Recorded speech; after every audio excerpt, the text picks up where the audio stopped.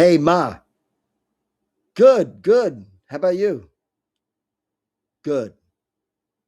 Look, Ma, I was looking to see if you can float me 1,000. There's a new UFC card in Serbia, Ma. They're in Serbia this week. So I'm going to bet on like 8 fighters, and I can't even pronounce their fucking names, Ma. What do you think? Does that sound bright, Ma? Welcome back to MMA Al Dente. I am the jerk off who picked Ian Machado Gary to defeat Islam Makhachev.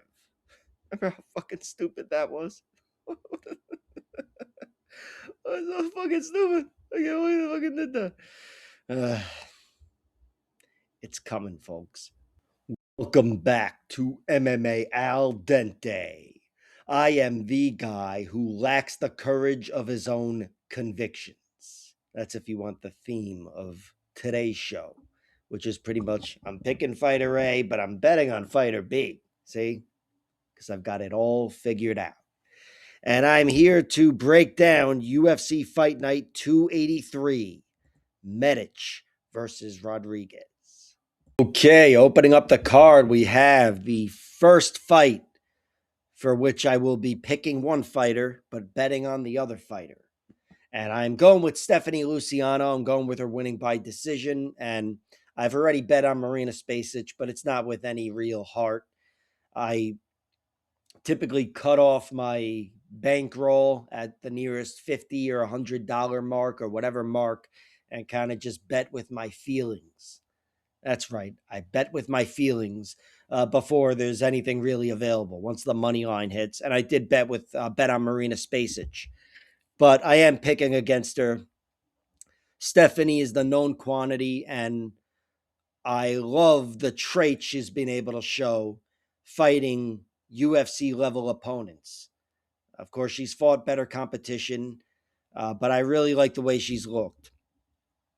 Digging deep, saving herself from a loss against Talita Allen Carr, scratching and clawing and outlasting Sam Hughes despite losing to her, and getting a third round finish over Ravena Oliveira. Stephanie Luciano, she is a bona fide round 3 fighter. That's one of the advantages I give her.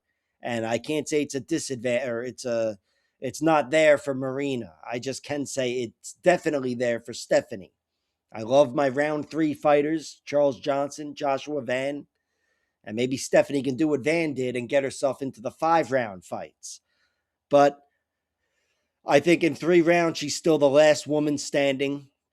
I do think she's better on the ground. That's not just because she got a rear naked choke down the stretch in round 3 in her last fight, which is a great look, doing it at the UFC level, but it's also because she's Brazilian.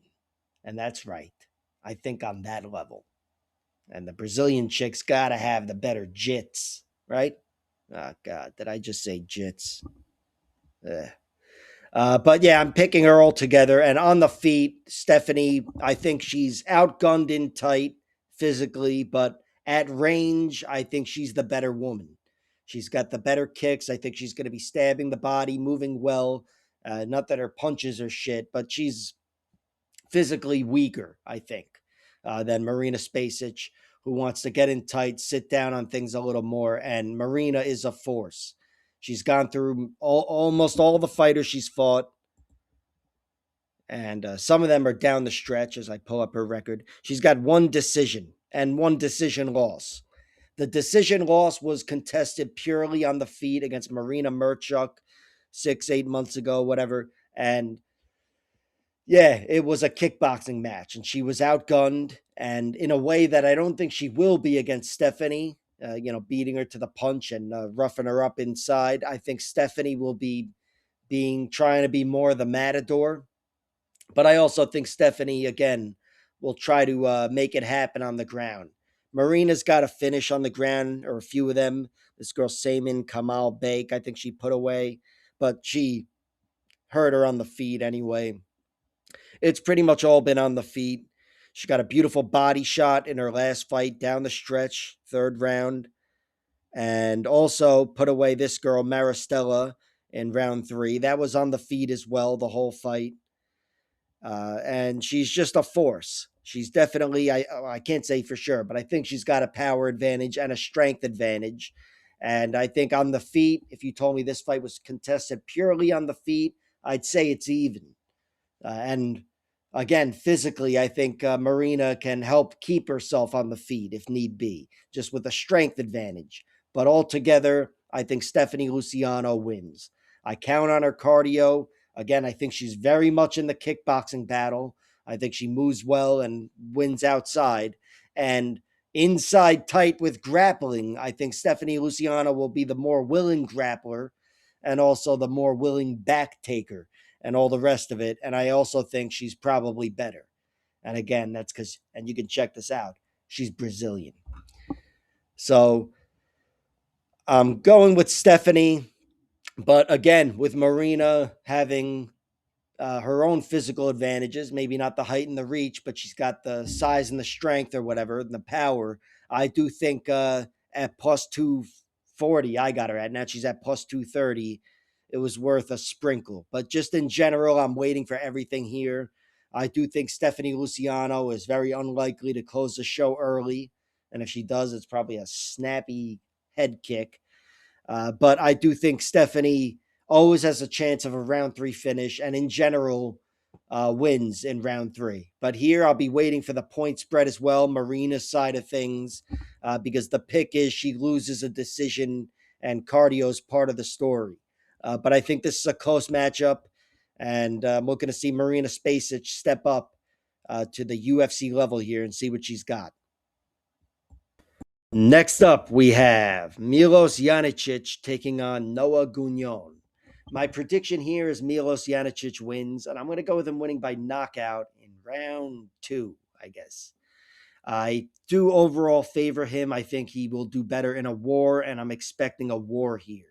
But I do overall expect a finish more than anything else. Each guy has never won a decision. They've only lost decisions, which they have, but they've finished all of their fights. 19 finishes from Miloš. He's got 11 knockouts, 8 submissions. And Noah Gugnon's got 9 victories with 6 knockouts and 3 submissions. And both guys, they can win each way. And I think Miloš Janičić, he's obviously got more experience, twice the experience, but I also think he's a little more of a war horse.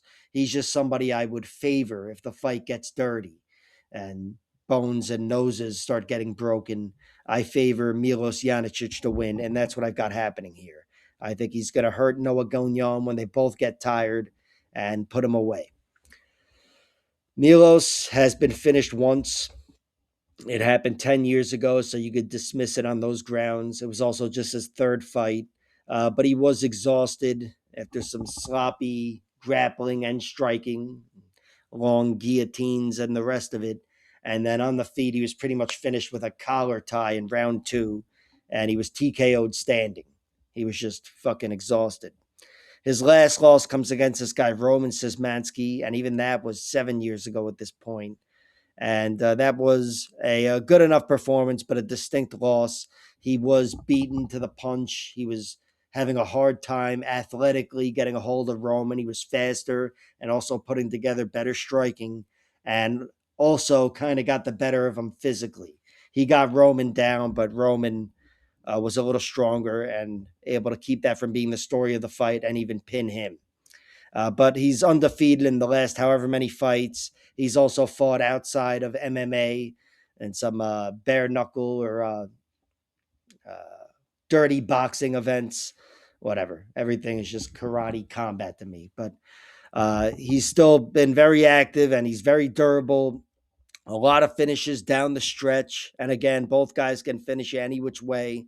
And I think overall, Miloš, with his experience and his competition, I favor him. Not that he's fought the strongest competition. He's beaten more scrubs, but he's definitely got a more impressive resume. Noah Gugnon's beaten a lot of guys with pretty records, but their records are flat. There's nothing to them. There's no substance. They've beaten dog shit. His 2 losses come, one by TKO and one by decision. I didn't see the decision, but I saw highlights of it. And they certainly favored this guy, Samvel, who was able to bully him, it looked like, take him to the mat. He was stronger than him, and he was also roughing him up on the feet. Again, you can't really get a sense for the fight watching a few minutes of highlights, and they were also in slow-mo, so I don't know. But Mark Ewan beat him in Bellator, and that was a fight where he was able to get Mark down, but not make that the story of the fight. And he was beaten up. Mark was faster than him, switching stances, and started cracking him, really roughed him up with some elbows in tight in the end.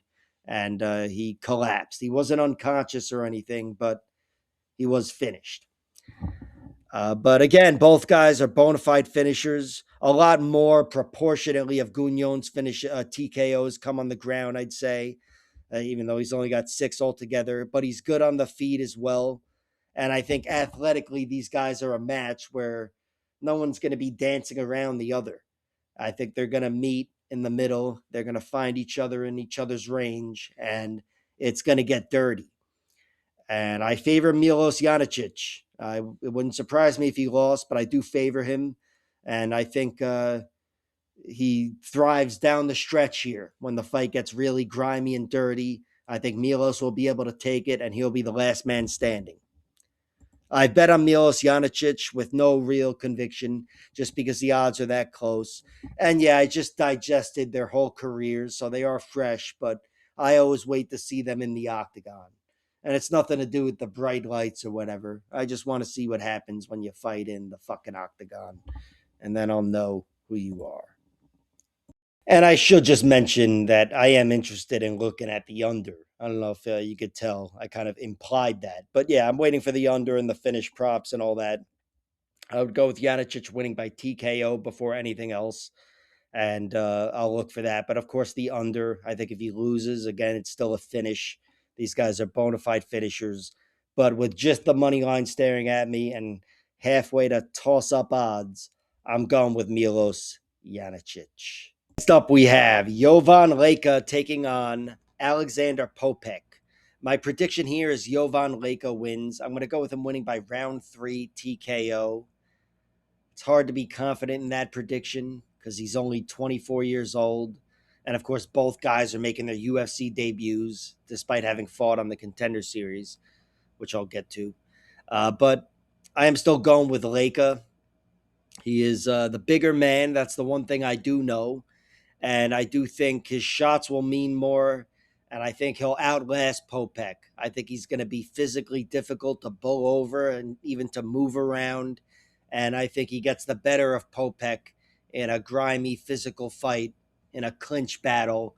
I've got him outlasting Poppeck and then getting the better of him, having his strikes mean more, forcing a shitty takedown and putting him away. I don't know why I got really specific there. Then he's going to take his right wrist and fucking trap it. All right. Jovan Leka is 13-2. He's got 11 finishes, 7 by TKO, 4 by submission. And I do think if these guys were more physically matched, evenly matched, I would pick Leka to win by submission, or Poppeck to lose by submission, I should say. But here, I don't think he's going to need to fully conquer Poppeck physically on the ground to take him out. I've got him making him tired and TKO him. And he does have 2 decision wins, and they both come in his last few fights, which is a good look because he's only lost 2 other fights, 2 fights altogether, and they're both by decision. Those are his only other 2 decisions. He lost to this guy, Stevan Jaric. I haven't seen the fight. It was only 4 years ago, but it's only his second fight, so you could dismiss it. And then 7 fights ago, he lost to Anton Vinikov, who got him by a 5-round decision. Anton Vinikov's a good established fighter, and he was able to outlast and outwork Jovan, and he did a lot of it in the clinch. This was a grimy fight, very heavy in the clinch, and he also got him down, but he did a lot of pinning. Pinned Jovan against the cage and on the ground and outlasted him. Jovan didn't collapse, though, and he didn't get finished, and he made it 5 rounds, so it was a good learning lesson. And he bounced back in his very next fight almost a year later, 10 months later, against this guy, Derlei Bronstroop, And that was a good 3-round decision from him. And he definitely got the better of the guy, and definitely in round 3. And I just saw that fight. And also his fight on the Contender Series against Azamat Nuftalayev. He outlasted him. He probably could have put the guy away. I thought he was going to in the middle of the fight. He had a tough first round where he was neutralized. The guy was able to drag him to the mat multiple times and neutralize him. And then in round 2, he completely took over. The guy had nothing left. He was hitting him and pulling him over and couldn't put him away on the ground, but he remained in control of the fight, and it was good that he won another 15-minute fight. But Poppeck, his losses come by finish. He's 21-5. He's 3 of his losses come by finish. Jamal Hill finished him on the Contender Series. He put him away with punches and elbows, much like I described in my prediction. That's really how I envisioned the fight going. Not that Jovan is like a Jamal Hill, but I think the finish will look the same. I think he's got a lot of the same advantages that Jamal Hill had. And now Jamal Hill is probably even bigger than he is, if you could check out pictures of him now. But that was still 7 years ago, almost to the day. So that's forgivable. And he's never been knocked out. Again, never been finished on the feet. Taylor Johnson, a good, solid, but smaller, light heavyweight grappler, was able to out-grapple him. That was still a really good fight. But Taylor Johnson just had a jiu-jitsu advantage. So everything he did meant more. He was able to get mount and the rest of it and all that other horse shit. And then 2 other really good established fighters, Rob Wilkinson and Dusko Todorovic. Dusko is fighting here on this card. And Rob Wilkinson, former UFC fighter and a really good fighter outside the UFC. Both guys got him out of there by rear naked choke. And he was conquered by both. Definitely got more tired in the Dusko fight. That was 4 minutes and 52 seconds, almost 10 minutes. And in the end, he ended up giving up his back. But those two were throwing down hard. And he also lost to this guy, Pavel Langer. That's his only loss in the last 4 years. Pavel Langer. And he beat him by split decision in a 5-round fight. It was a really close fight. And overall, he probably got the better of the guy. Really roughed him up in the middle of the fight. But he was dragged to the mat and beaten on the ground, controlled. And he gave up rounds 1, arguably 4 and 5, and lost a split decision. Still, it was a really close fight, and he won the rematch by knockout in 1 minute and 15 seconds a year later or whatever, 2 years later.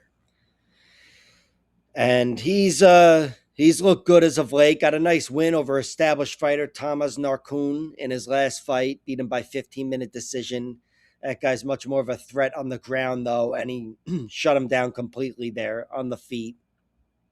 But here, I don't think he's going to be the bully. He's going up against a bigger man, Jovan Leka, and Leka, I think, is going to stop him in his tracks. I think his strikes will mean more. I think certainly his size will mean more in a physical fight, and I have no reason to doubt anything about him as of now, his cardio or anything else. So I've got him outlasting Poppeck when size starts to hit the surface and fatigue and all of that, and I've got him winning this fight by finish. So Jovan Leka is the pick. I think Poppeck is faster on the feet, though. I think he's the faster man, and certainly he's the more experienced man, and he's actually a man. Again, he's fighting a 24-year-old kid. Well, I'm starting to get like Phil Leotardo. My kid brother, he's 47 years old. Just getting going. But yeah, I'm going with Jovan Leka, and I'm a jerk off, so I bet on him, but with no real confidence, because again, he's 24. We have Nina Milošević taking on Hailey Cowan. My prediction here is Nina Milošević wins, and I'm going to go with her winning by submission in round 3. I don't know what it is with me in the late finishes, but that's what I'm going with here.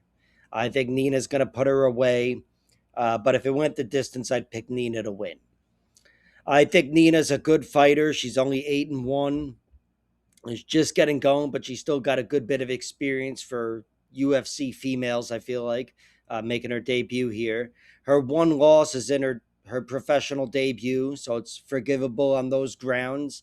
It's also a split decision, and it's also to what I think is going to be a good fighter, even though she's just getting going herself, and she's only 4-2, but some tough losses and some good wins. But that's a fight I haven't seen, even though I've seen the pre-fight video, and that's where I found out that she speaks English, Nina Milošević. And since then, she's 8-0, so it seems like she could easily be 9-0, and she's looked good everywhere. A lot of good finishes early on. She's put girls away with rear naked chokes. She's put girls away very early with strikes as well. And she's also been there down the stretch when she's needed to and won decisions. She won her last fight by this decision against Dina Osman and Brave. That was with a lot of success everywhere, but with increasingly more success on the ground. She was stuffing takedowns very well, and I don't think she ever conceded a takedown, even though she ended up on her back going for shit. But she went for shit. She wasn't able to close the show with multiple rear naked chokes and arm bars, but had a lot of good control, and I don't know, it showed she is jiu-jitsu minded, and that's why I'm picking her to win by submission here. It's the same reason I picked what the hell's her name at Nora Cornale to defeat Hailey Cowan by submission, even though she's more of a striker. I just think Hailey Cowan historically was pretty damn durable with her chin, but she was submittable. Now she's been cracked and she's been knocked out. She was knocked out in a brutal way in her last fight. Let me pull up her record. I hope that was over 6 months ago, but I really don't know. It was one of the most brutal knockouts of the year. It wasn't 6 months ago. It was 4 months ago. Yeah, that's not too pretty. That was a horrific knockout loss. I'm sure you've seen it, but that knee just crushed her, and she went out cold and collapsed. So I sure hope she's okay. She's only 34 years old, and that is her only knockout loss.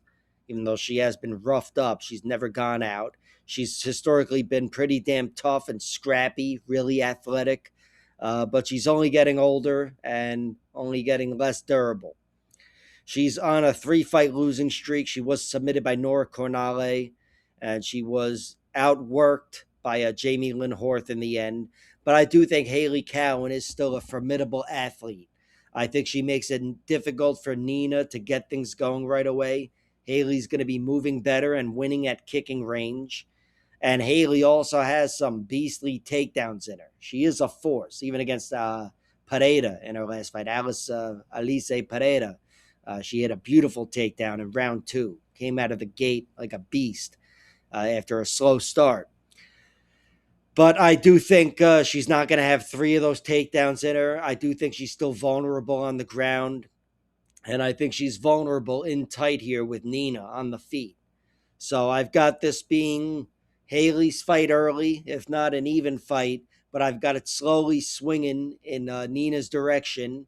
And I think Nina gets the better of her over the course of 15 minutes, but closes the show and gets a submission. I think it could be something opportunistic, or it could be a full conquering where she takes her back and chokes her. That's probably most likely. I'll go with a rear naked choke. As for my bet, I have not bet on this fight. Nina is minus 400, and the over-under I'm going to wait for everything. I don't like it set at 1.5 rounds, and I do favor it to go over 1.5 rounds, by the way, at minus 245. But I'd rather cover a finish altogether or look for some other prop. But I do favor Nina, and of course, I'll look for Nina by submission. I don't know if that's going to be too lopsided or not. But hopefully, in light of the last loss for Hailey Cowan, it is. By the way, I'm rooting for Hailey Cowan because part of me has a crush on her. What do you want from me? I'm only human. Next up, we have Mateusz Rębecki taking on Kyle Prepolec. My prediction here is Rębecki wins, and I'm going to go with him winning by round 3 submission. That's right. I'm all about the round 3 finishes for some reason. But both of these guys, typically when they get finished, it's down the stretch. And I do think Rębecki's going to be the better man here. I think he's better overall MMA-wise, and I've got him being better on the ground. Most of the time when he gets finishes, he runs through guys early, but he's totally capable of closing the show late, and he's definitely got a bunch of great traits himself, despite having been finished down the stretch, and despite having lost 4 out of his last 5 fights as well. And I do think this is a favorable matchup for Rębecki, who definitely belongs in the UFC. And I do hope he wins here. No offense to Kyle Prepolec. Prepolec is 18-10. This is his second stint in the UFC. He's now 36, and he's coming off of 2 losses, both in his UFC fights in his second stint here. He was finished down the stretch against Drew Dober, where I thought he handled himself very well altogether. I thought that would be an uglier loss, but he did eventually get finished. And he did eventually get finished against Benoit Saint-Denis on the ground. That was a tougher fight for him, but no shame there. These guys are all fucking monsters. But with the way Rębecki's looked as of late, there's definitely doubt in him. You know, he's been beaten soundly by Grant Dawson, and he handled himself well in that fight. I thought he battled back hard in round 2, but he did ultimately get finished. And against Carlos Diego Ferreira, he did kind of have that collapse moment. But other than that, he's been very durable. Showed he could take it against Chris Duncan and against Miktabek Orobai. And against Ludovic Klein, that was a clear loss, but he did kind of get a gift in the end in round 3, and he did what he needed to do and almost secured a draw for himself, which, despite the gift he was given in that fight, that still would have been a good showcase of traits. Well, halfway there anyway. But altogether, I do favor Rębecki technically. I think he's faster, stronger, and better, and I've got him closing the show in round 3. And I like the over of everything here between Prepolec and Rębecki. Rębecki's line is set at minus 470. I don't like that. And even though he runs through guys typically in a round, most of his finishes, here I think this one is prolonged, and I've played the over, but of course I'm going to wait for all the props as well. Next up, we have Denis Buzukja taking on Bogdan Grad. My prediction for this fight is Bogdan wins, and I'm going to go with him winning by round 3 decision. That's right. It was a round 3 decision. I'm going with Bogdan here. I think he's got a bunch of great traits aside from his chin, which is questionable. Same could be said for Buzukja, though. I think he's good everywhere, but he's better on the ground, Bogdan.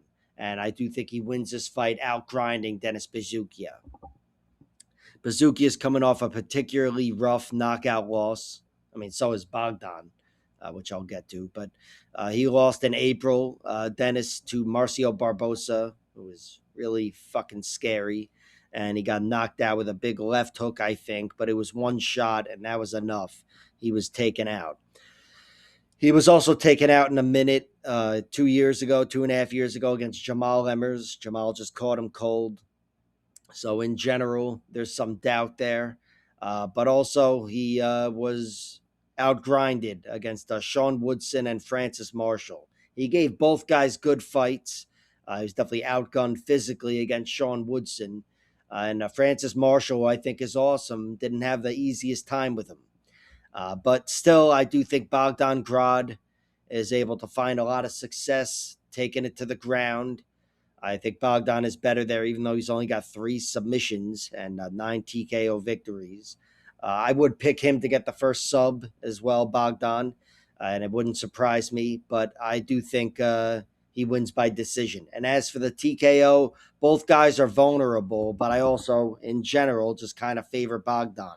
He was knocked out against Luke Riley and Tom Nolan on the Contender Series back in 2023. Those guys are both prospects turning into contenders. Tom Nolan is a contender at this point. So they're very impressive UFC fighters. There's no shame getting knocked out by them. I don't think Denis Buzukja is in that same realm. I don't think he's nearly as sharp as Luke Riley or Tom Nolan. Luke Riley is really clean.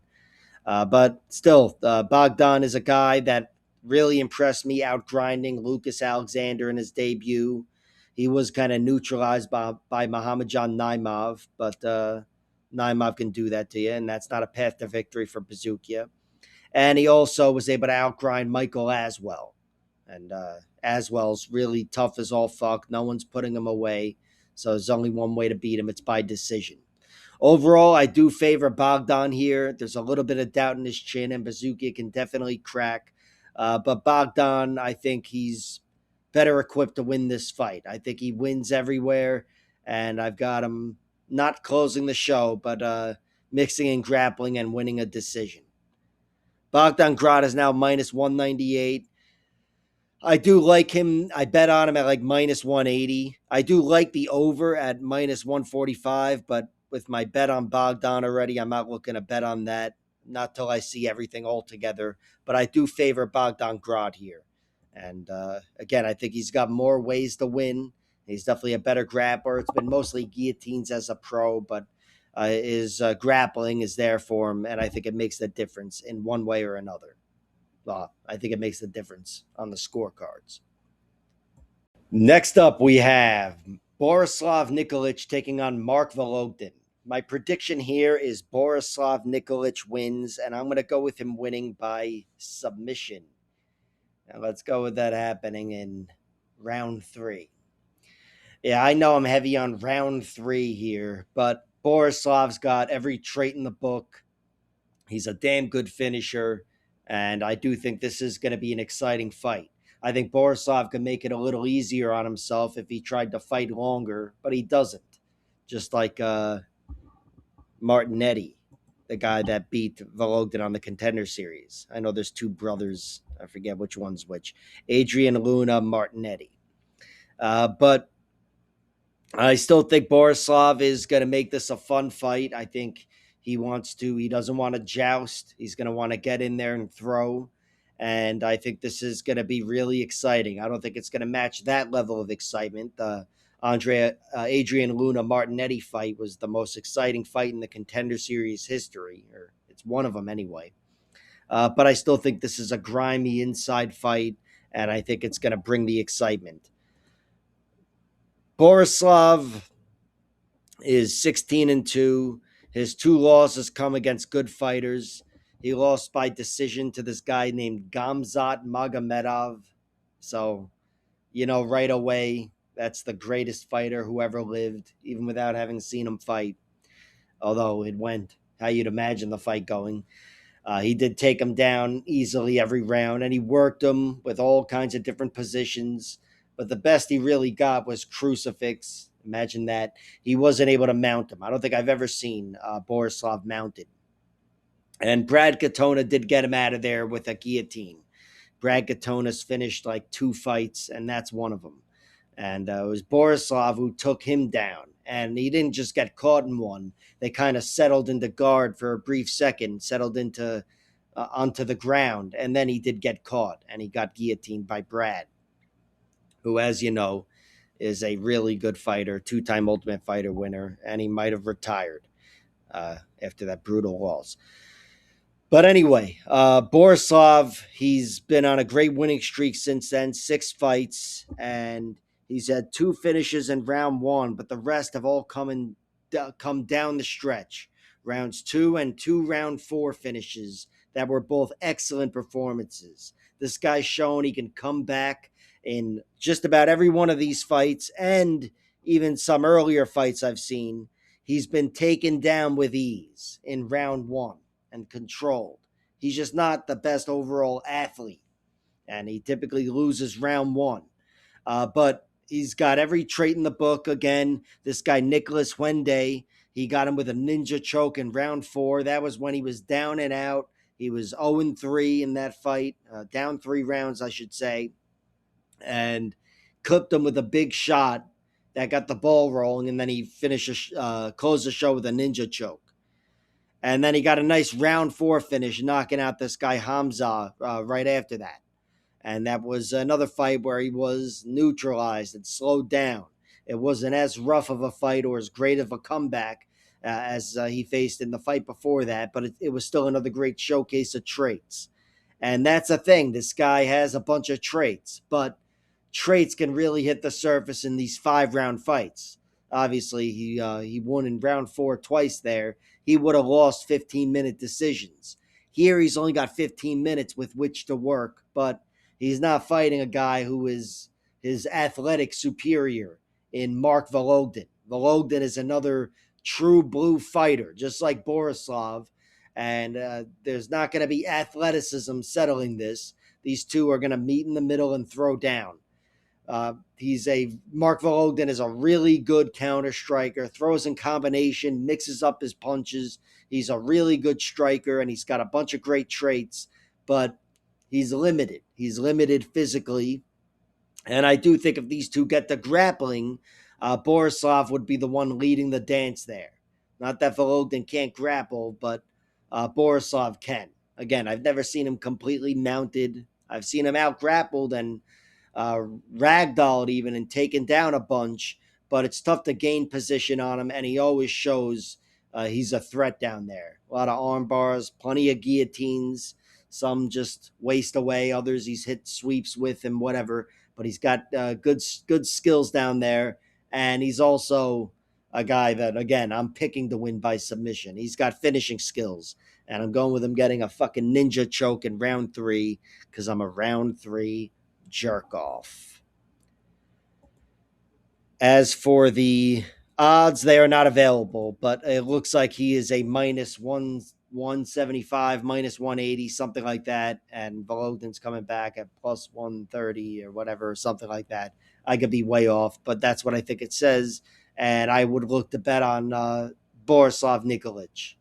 And I will throw sprinkles on the finishes if the props are juicy enough, because this guy's a great fucking finisher. He's got 1 decision, 15 finishes. He's going up against a bona fide fighter in Mark Vologdin.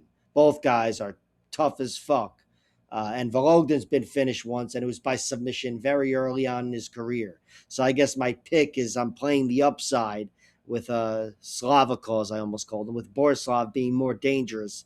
But it wouldn't surprise me if he got his second decision victory here, or even if I'm wrong completely, and Mark Vologdin wins with an inverted triangle choke.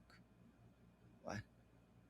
Next up, we have Oban Elliott taking on Michael Oliveira. My prediction here is Michael Oliveira wins, and I'm going to go with him winning by decision because I'm fucking stupid. But I do favor him to win altogether. It wouldn't surprise me if he got a TKO down the stretch. Having said that, I'm a jerk off, so I've already bet on Oban Elliott. Again, a jerk off.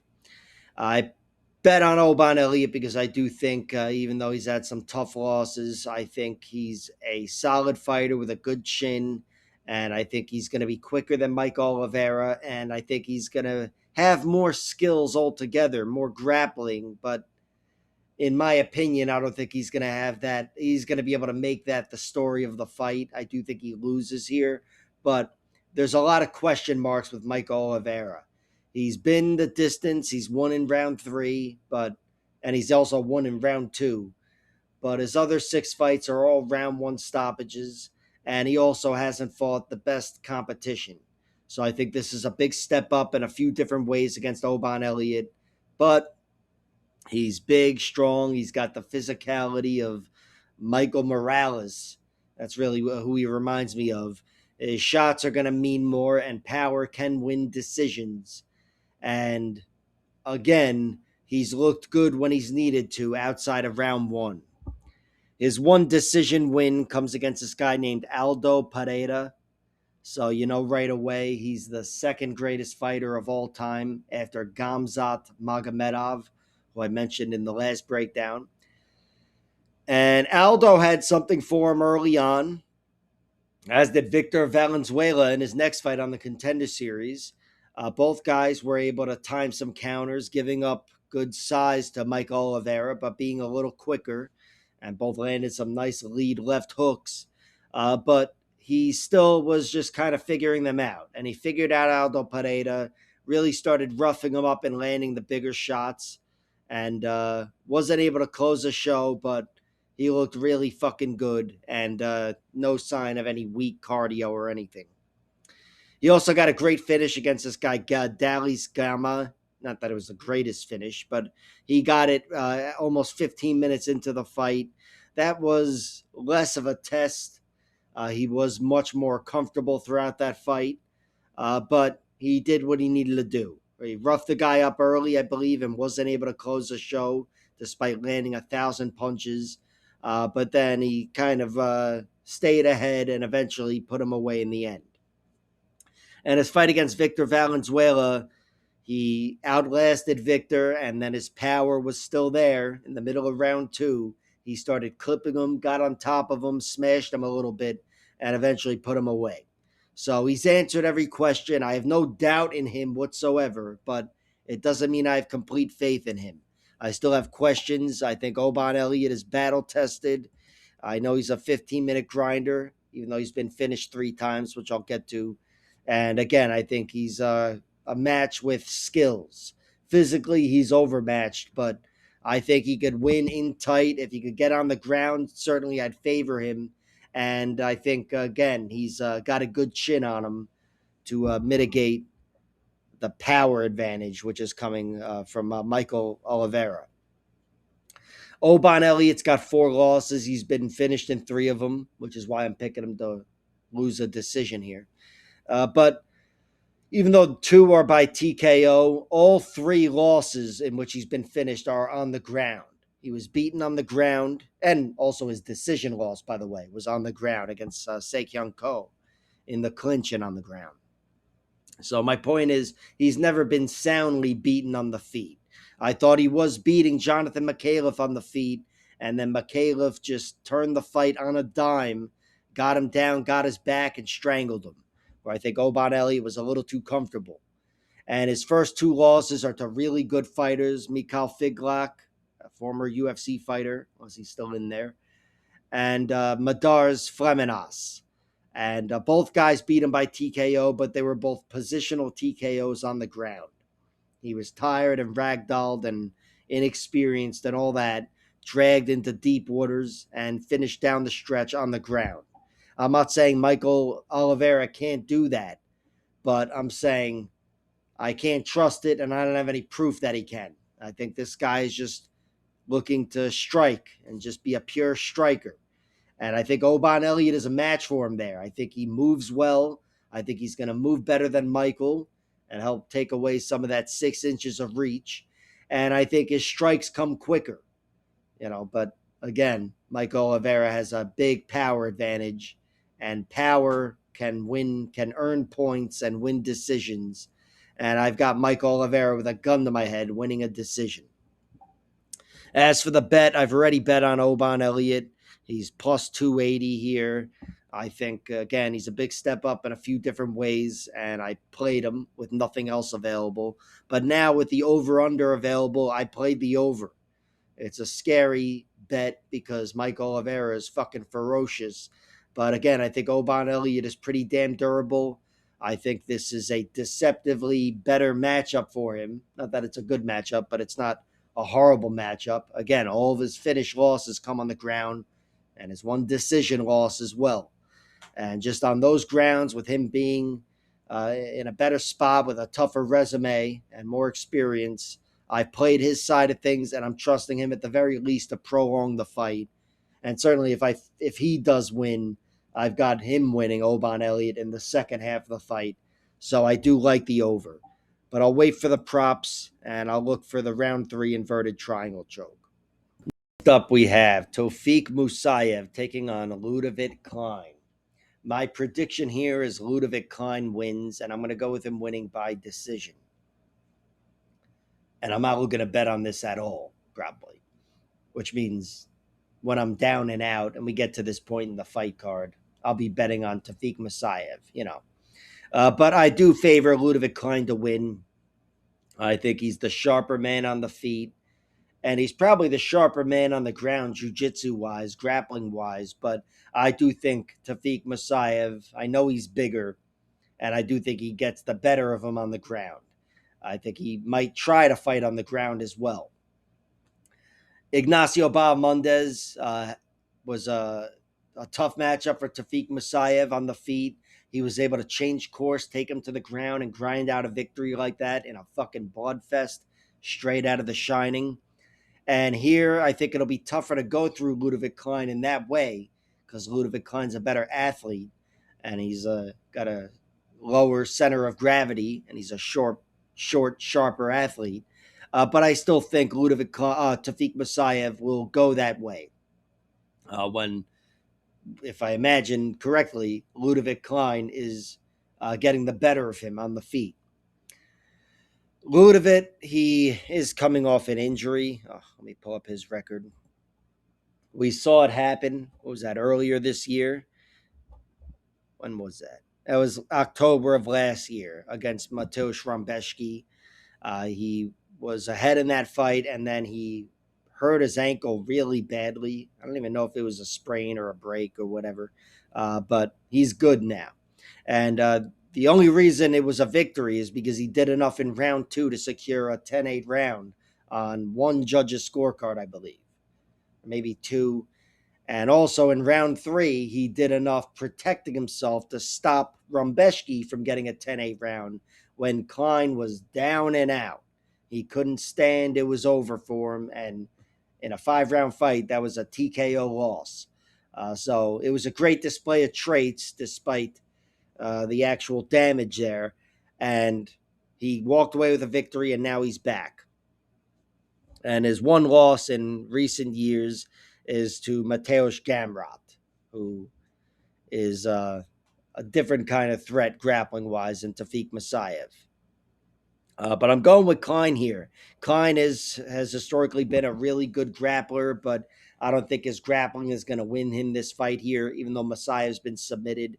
He was submitted twice, fucking 20 years ago, whatever, and then got a great reminder of his submission defense with Miktabek Orobai going through him in his UFC debut.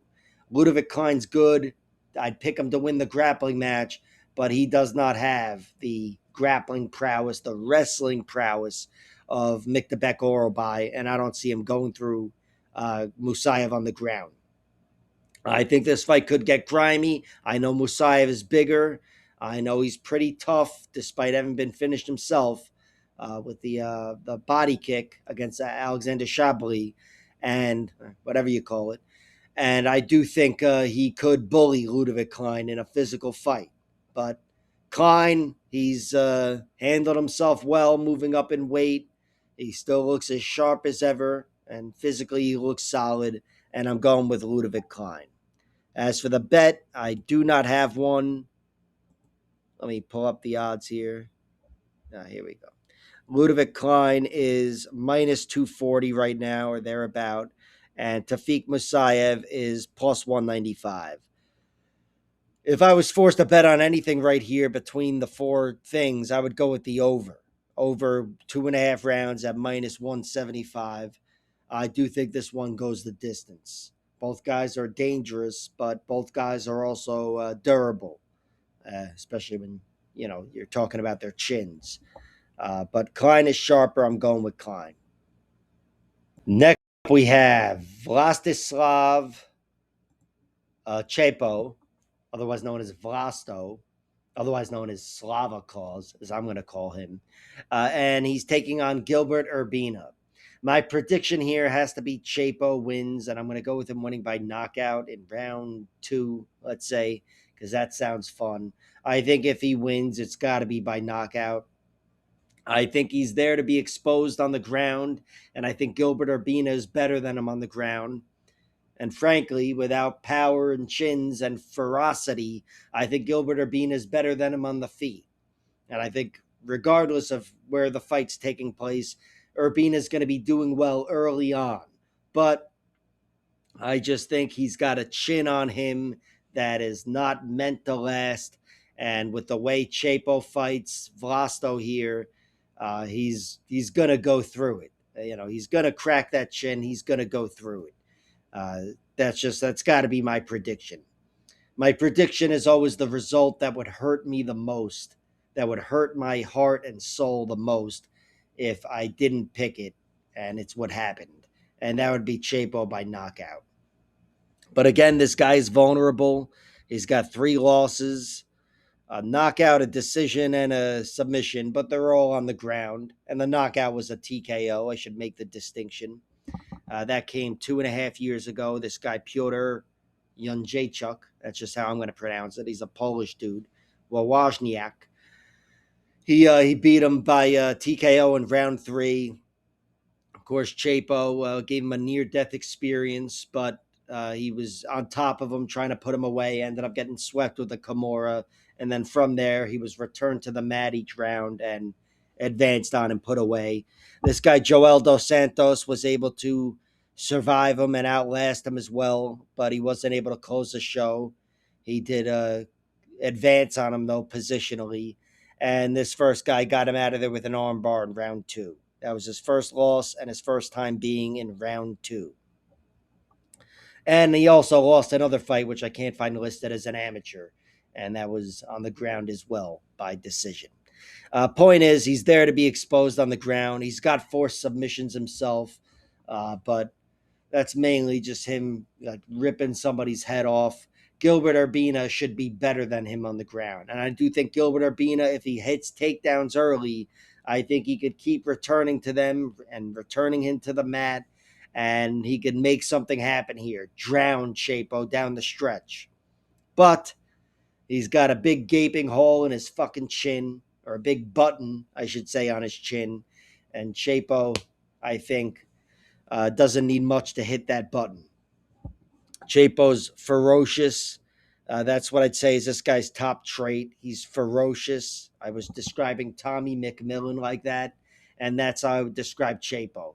Chapo is not clean. He's very much like a Trevor Peak, just a physical fucking raw fighter, and there to be exposed with grappling. But he is really fucking dangerous. He's really dangerous. His power's enough where it's always going to be there as an equalizer. I think he only needs one shot. They could be going into round 3, and I'd still say he's got a great shot at landing a Hail Mary here, just because I don't trust Gilbert Urbina's chin. But altogether, with 15 minutes in front of me, I have to favor Chapo by knockout.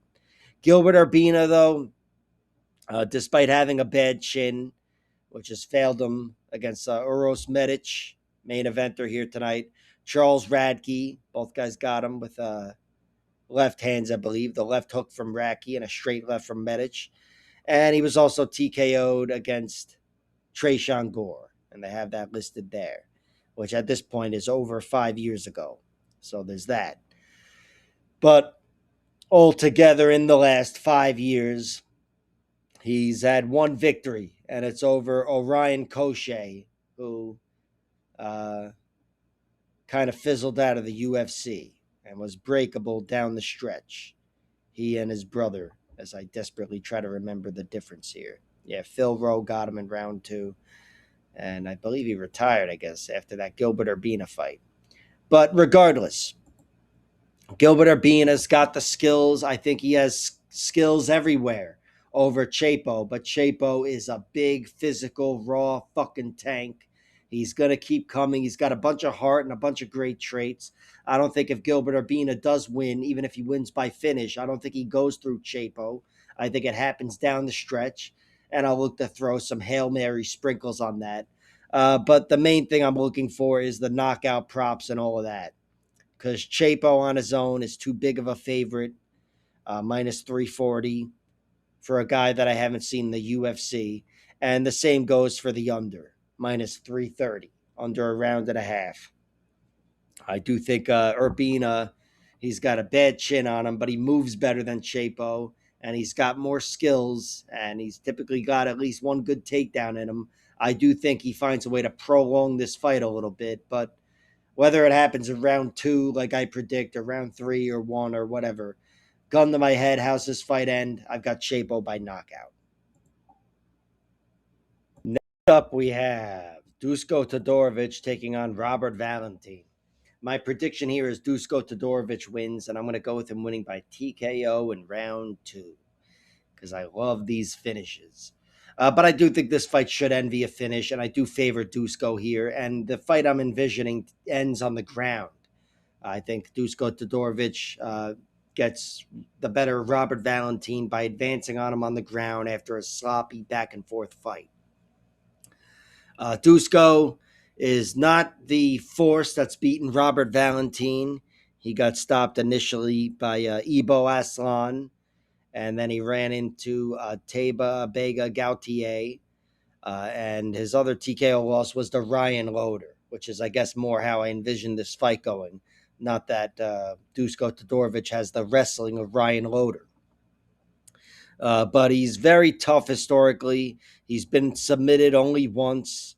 Knee bar from Ahmed Salamov down the stretch in round 3. I don't envision that happening for either guy, although I'd give the first submission to Robert Valentin just because I think he's more dangerous and dynamic there. But Dusko himself has never been finished on the ground, or been finished by submission, I should say. And it's more his chin you have to worry about.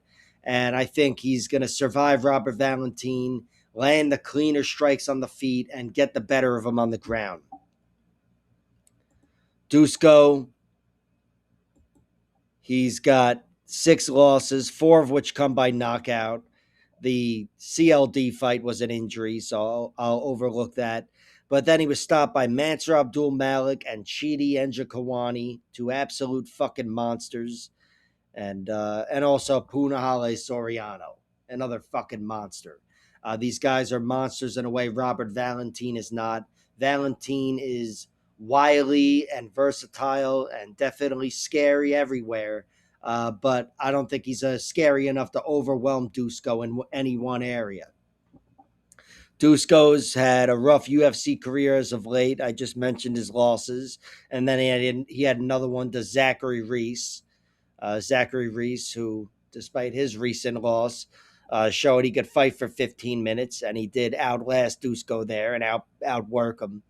But here, I think Dusko gets the better of Valentin. I think Dusko is a little cleaner. I think here his chin is not in danger as much as it has been in the past. And I think he just outlasts Robert Valentin and gets the finish. I like Dusko Todorovic plus 140. He's my pick, so I bet on him, but not with a lot of confidence. And right now, the over-under is set at 1.5 rounds. I don't like that. I don't like either side of that, really. But under 2.5, and certainly does this fight end via finish, I'll look for those props and all the other horse shit. But the pick is Dusko Todorovic by TKO from the full mount. Next up, we have Marcin Tybura taking on Alexander Rakic. My prediction for this fight, I'll go with Rakic winning by decision. Having said that, I've already bet on Marcin Tybura. Piss some money away. A small bet. I think Marcin Tybura, despite being 40 years old and having an increasingly more suspect chin, I think he is a versatile fighter who's deceptively fast. He can fight at kicking range, too. But he can make Rakic pay in a physical fight here. If he gets on top, he's really good, certainly at holding you down, but also at advancing on you. And I know Spivak caught him in an armbar last year, 2 years ago. I don't envision that happening. And I also think he would just win a physical fight in the clinch. Although I'm not sure about that because Alexander Rakic, I think he's going to make one of the smoother transitions from light heavyweight to heavyweight. And I do think he is pretty physically imposing. Rakic, though, I envision him winning by being faster and better on the outside, being the light heavyweight. Even if he is a little taller, he's still the light heavyweight. And Rakic, I didn't like the way he looked against Azamat Murzakanov. I thought that was definitely his ugliest loss. He wasn't even too fucked up there, and that's what kind of made it the ugliest loss. He was hit with a stiff short shot, but it was pretty jabby, and it wasn't overall the greatest look. But altogether, despite a 4-fight losing streak, in general, he's looked good as of late. I thought he was taking rounds from Yuri Prohajka, Magomed Ankalaev, and Jan Blachowicz, and he got injured in the Blachowicz fight, so it's not an official loss in my book. But I do favor him to win here. But Marcin Tybura is very much in it. It wouldn't surprise me at all if he won, and I have bet on him. Let's see where he's at right now. He's plus 275. Yeah, it's just no matter what, Rakic does have negative momentum. He's looked good in a lot of fights, but he hasn't won in 5 years. And Marcin Tybura he's always been a middle of the road, if not top half heavyweight. And he's a guy that can make you pay on the ground too. He's not just a heavyweight slugger. And he's not really a slugger at all. He's more outside, light on his feet. Not that he's fucking Frankie Edgar, but for a big 300-pound fucking dude. So he's definitely got upside. I do favor Rakic, though. I'll wait for everything, but I've bet on Tybura right now, and between the two, I do like the over here. I'd be surprised if either guy got steamrolled. Tybura's been knocked out, but he's been knocked out by a much more dangerous class of fighter, and usually with punches from fast, powerful guys. Tom Aspinall, Ante Dalia, Derek Lewis crushed him, and I do think Marcin Tybura will survive against Alexander Rakic. So Rakic is the pick, and then all the other horse shit. In the co-main event, we have Navajo Stirling taking on Jan Blachowicz. My prediction here is Jan Blachowicz wins, and I've got him winning by decision. Navajo Stirling looks great. He's undefeated, 10-0. He's shown he can put guys away, and even somewhat more impressively, he's shown he can go the distance. Started off his UFC career with a couple of decision victories, and he's definitely battle-tested by now. He's not a perfect fighter, but he's handled himself well and won every fight. Here he's fighting a guy in Jan Blachowicz who has definite negatives on paper. He's 43 and he's been knocked out and knocked around throughout the years. But Jan Blachowicz is still a very durable fighter. He's a guy that doesn't make it easy on you. When the fuck is the last time he was put away? Was it Thiago Santos? Oh, well, Glover Teixeira strangled him. Thiago Santos knocked him out in 2019.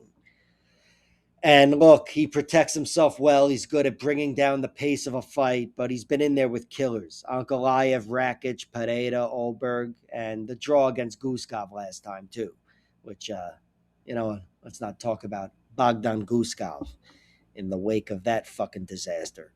But yeah, he's definitely a guy that's been fighting killers and handling them well at 41 gives me confidence of how he'd handled Navajo Stirling here at 43. Navajo is going to be quicker. He's a big man, and he's definitely got power on him.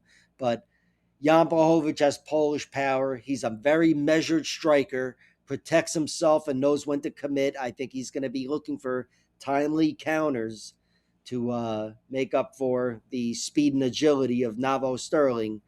And he's also got takedowns and grappling. And first submission, I would give to Jan Blachowicz. Go with a nice fucking bulldog choke or whatever.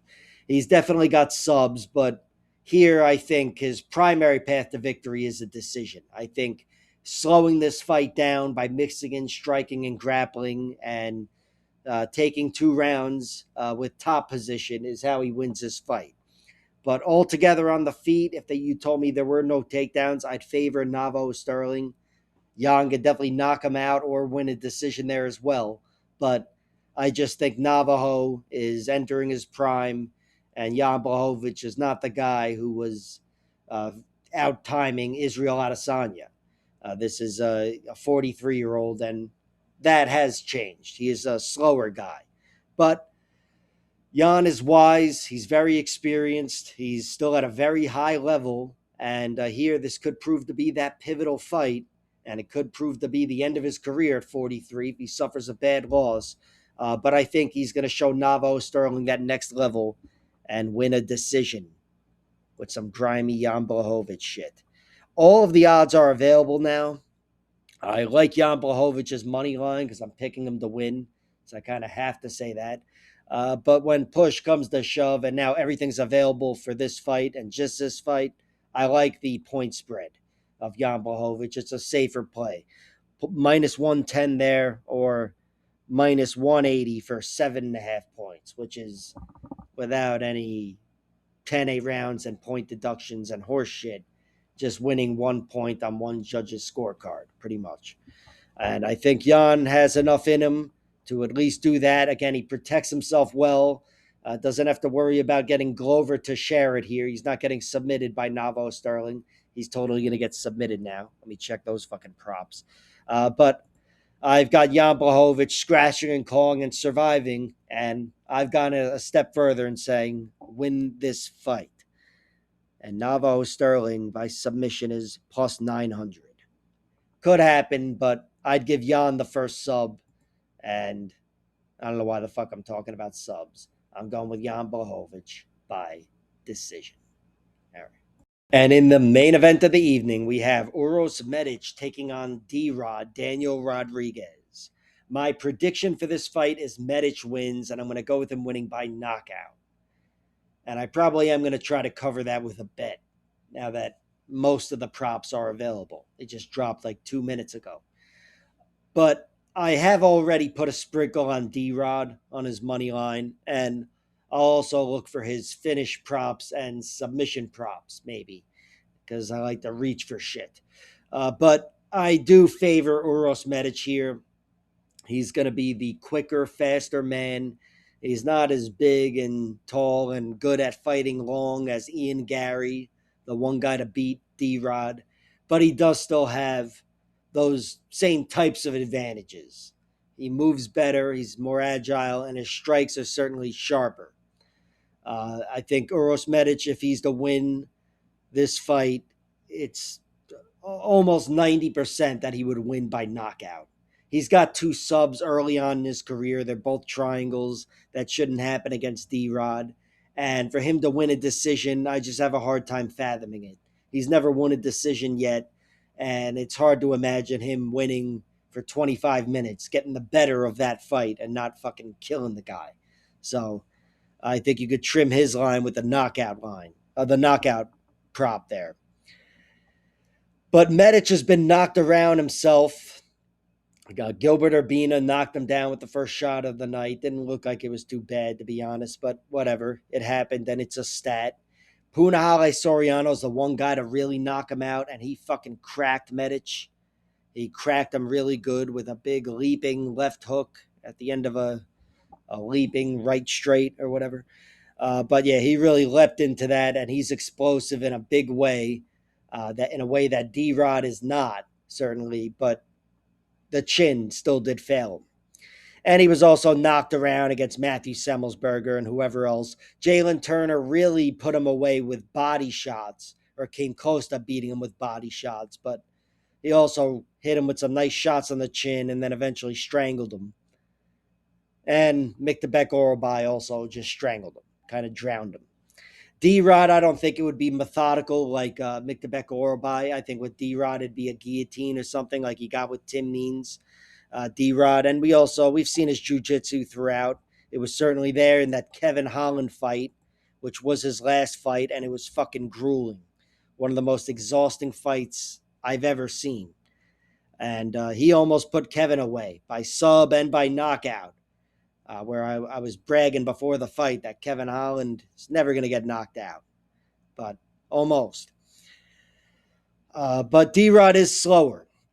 He's slower, and he's not fighting Ponzinibbio or Alex Morona or even Kevin Holland here. Kevin Holland moves well, but Uros Medic really moves well, and he is a much sharper striker. He's a fucking killer. And D-Rod, he's been knocked around himself. He's eaten big shots from Kevin Holland, dropped him, and Ponzinibbio hurt him. Ian Gary's the one guy to put him away, and whoever else. Dwight Grant cracked him. He's been knocked around a bunch, and he is an old man. He's 39 years old, coming out of prison. He was in a Mexican prison for almost a year or whatever it was, and on some weed charges or whatever. But still, that couldn't have been as good as a year in the gym, even though he trained and whatever, which you can listen to his whole story on the Joe Rogan Experience. I know Joe appreciates the fucking publicity here, the promotion. But I do think he's got ways to win, D-Rod. He's got enough power, and he's a really good striker. I think he can crack Uros Medic, put him out on the feet, or crack him and put him away with a guillotine. But the points battle's got to belong to Uros Medic. Not that he's really fighting for points, but I think, my point is if it went the distance, I would pick Medic to win some fucking how. And certainly the first knockout has to go to Uros Medic. Even if he's been knocked around a bunch and whatever. The guy's ferocious. He's looked really sharp as of late. And he's going to be beating D-Rod to the punch. So the pick is Medic. And now his money line is minus 375. His knockout line is minus 250. Again, I pretty much consider that as money line. So I'd go with that, and I might. And certainly relative to the under 1.5 being minus 215, I'd rather just play the knockout, even though the pick is he knocks him out in round 1. So there's that. But for D-Rod, his submission line is plus 1,400 in the first 3 rounds. If I was to put little penny sprinkles, it's 2,500, 5,000, 7,000. I think that's an overlooked path to victory here. I don't think that's the absolute last possible result here. And for D-Rod, his knockout line is plus 400. I would just play his money line. It's plus 300, close enough, plus 295. But I know if you're looking at the downside to Uros Medic, you're probably looking at how many times he's been roughed up and whatever. But maybe you want the extra points. That would just be me. But altogether, I'd be surprised if this one went the distance or went too long. I do think it ends, like I said, in round 1. But far and away, the most likely outcome is Uros Medic winning by knockout. I'll look for that. I've already played D-Rod's money line, just a small bet. But now that the props are available, not all of them, I'm going to wait for the finish prop for D-Rod. And I am going to play his submission props because I like to reach for shit. And that about wraps it up here at MMA Al Dente. Like, share, subscribe, all that horse shit, and check out my other videos where, again, I might be picking against Islam Makhachev. I am picking against him. Fuck him.